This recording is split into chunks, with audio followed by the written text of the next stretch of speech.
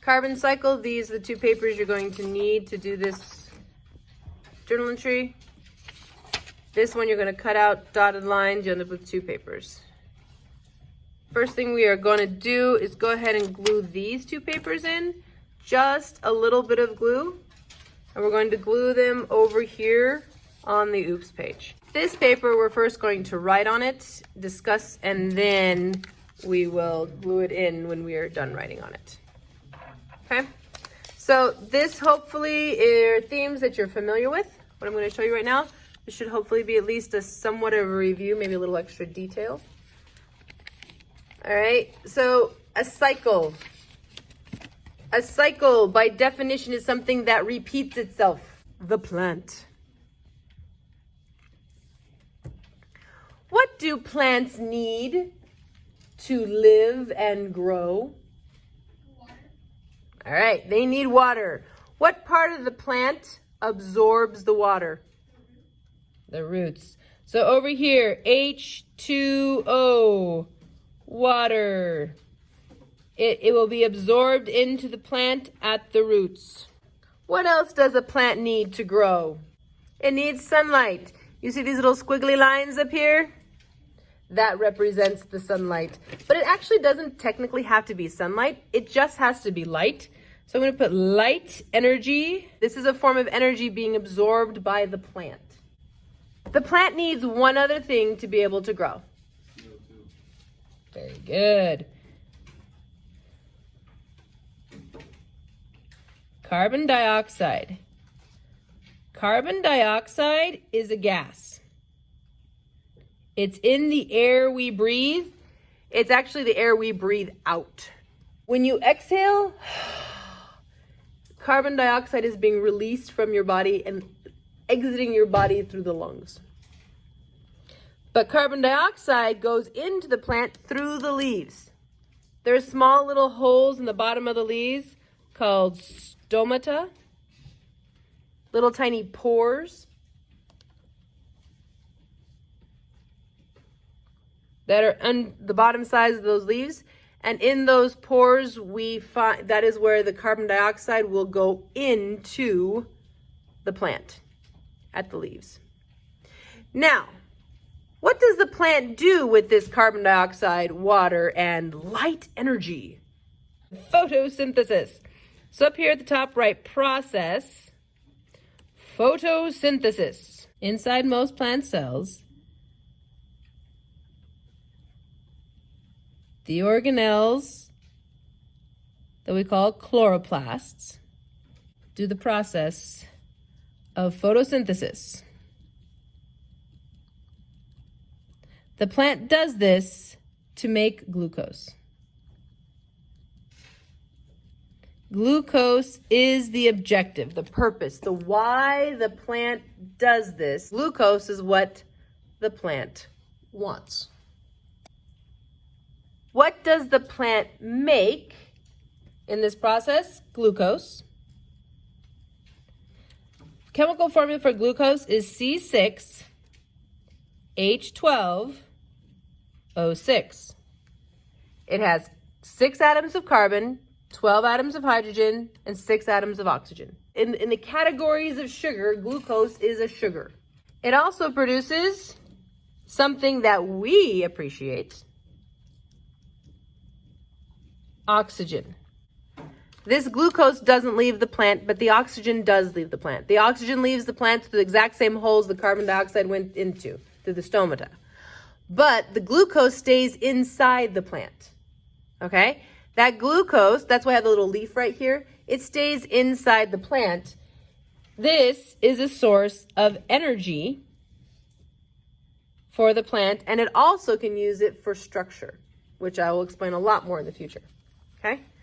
So energy, glucose is a source of energy for the plant. It's basically food for the plant, okay? From your food, you get energy. Well, the plant gets energy from its food, that's just the glucose. The cool thing is the plant can store it and use it when it needs to. All right, now, This is where it becomes a cycle. That's one process, photosynthesis. Taking the carbon dioxide from the air, the water from the ground, going into the plant. Sunlight energizes the process of photosynthesis. The plant makes glucose, which the plant desperately needs, releases the oxygen, which it only uses some of it, doesn't use all of it, releases the rest out to the atmosphere. But now it becomes a cycle because now we have another process that comes into this. The cow will eat the plant and get glucose from the plant that it ate. It will breathe in the oxygen that the plant had produced and released into the atmosphere. And now the animal is going to do its own process. And that process is called cellular respiration. Inside every cell of the animal, the organelles called mitochondria do the process of cellular respiration to make ATP, which is a source of energy.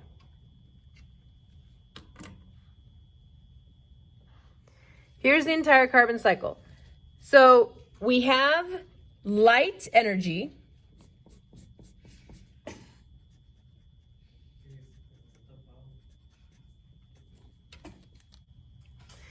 Okay, light energy goes into the plant. The process of photosynthesis occurs to produce glucose,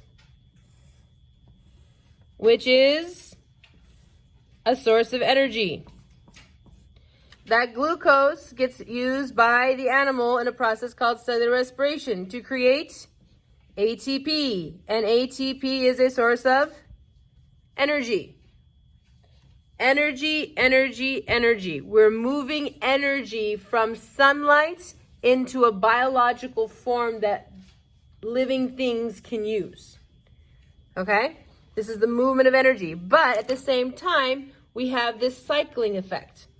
We have the carbon dioxide and water that go into the plant with the sunlight to do photosynthesis. Photosynthesis happens to produce glucose and oxygen. That glucose and oxygen get used by the animal to do cellular respiration and make ATP.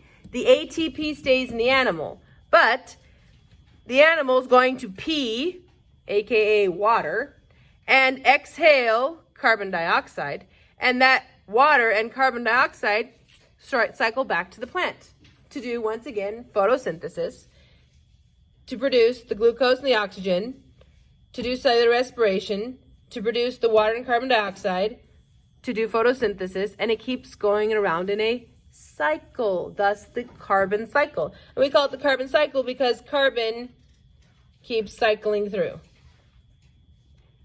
Okay? So in all of this, we have one biomolecule because it has the carbon, hydrogen, oxygen, which is glucose. But we have non-organic molecules, carbon dioxide, water, and oxygen, that are essential parts of this whole process. But it's a cycle. Okay? Photosynthesis, cellular respiration. Photosynthesis, cellular respiration. Photosynthesis, cellular respiration. The carbon cycle. So you'll fold that paper in half, glue it in so it fits flat on that page, and then we'll continue with the notes over here.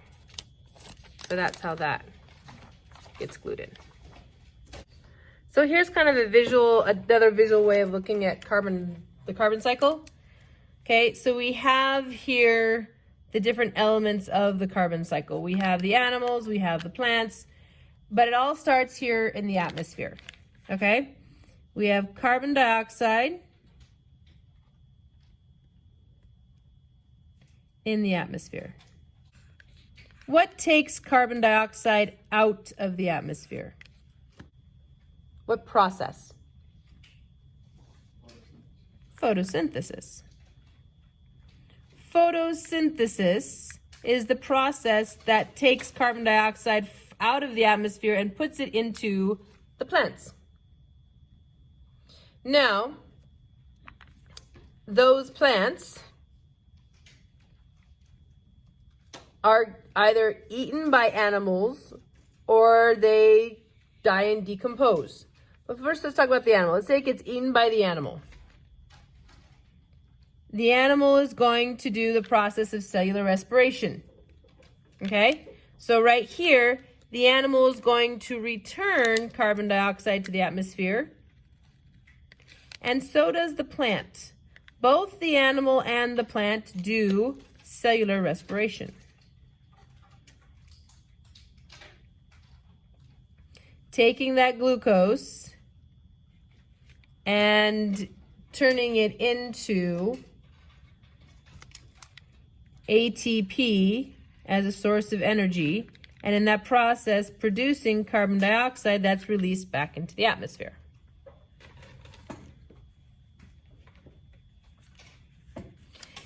Now, that's not the only way that carbon dioxide can return to the atmosphere. When something dies, all right, and decomposes, it will also return carbon dioxide to the atmosphere. If I take some sort of a living thing, like the tree, and burn it, that releases carbon dioxide to the atmosphere. If I take things that were alive a long time ago and burn it, like fossil fuels, okay, and I burn it, that returns carbon dioxide to the atmosphere. The term for burning in science is called combustion.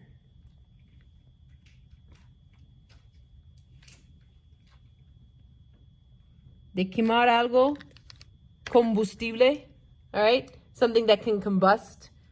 It's a fuel, all right? It burns. So anything that burns releases carbon dioxide back into the atmosphere. Okay?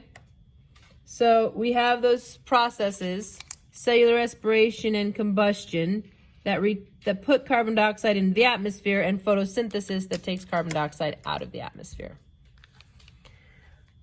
Unfortunately, we're putting a lot of carbon dioxide into the atmosphere, which is resulting in global warming.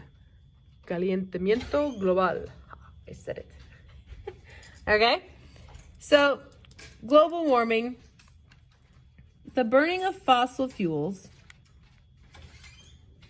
has increased the carbon dioxide in the atmosphere.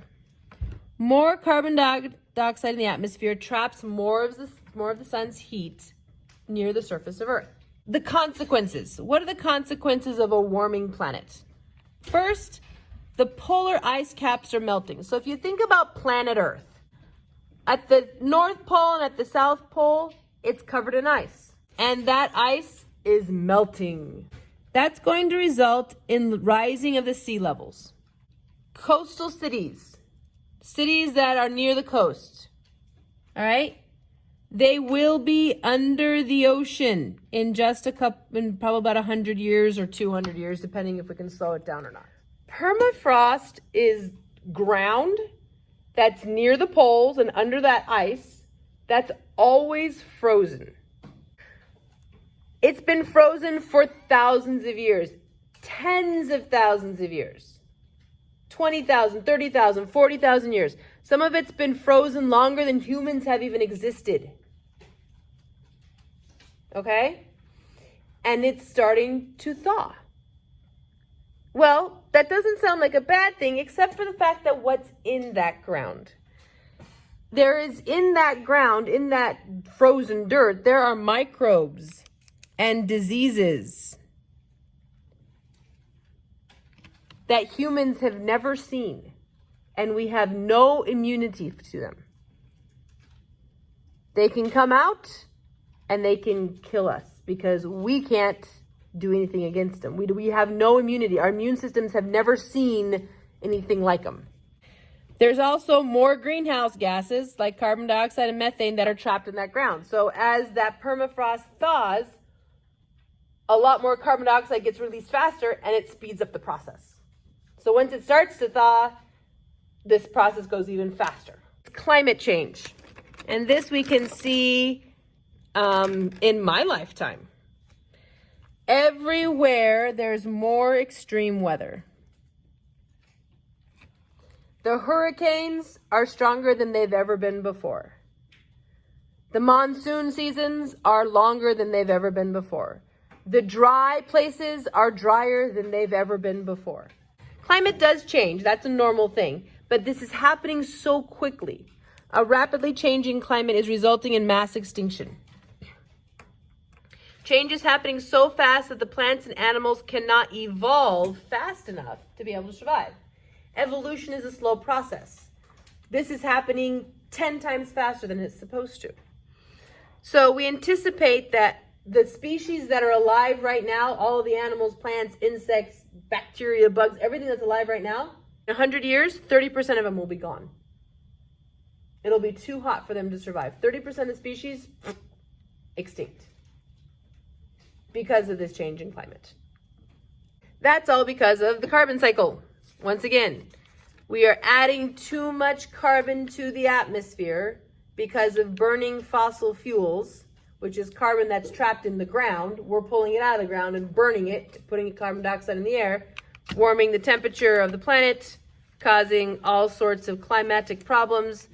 Ultimately, we're going to kill off a good portion of life on Earth. And if we keep doing that, we'll eventually kill off ourselves.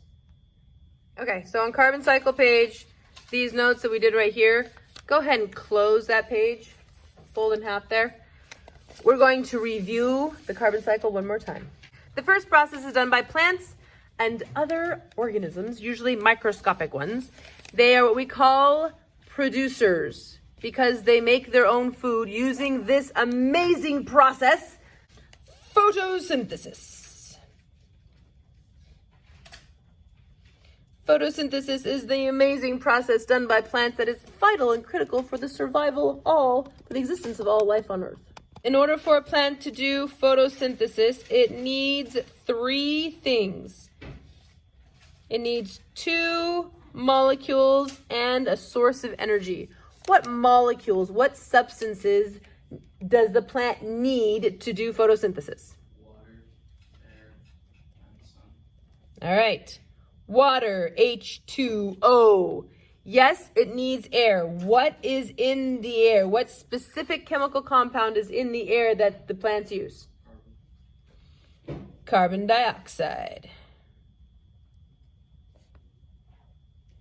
Carbon dioxide gas in the air goes into the plant through the leaves. The water gets absorbed through the roots.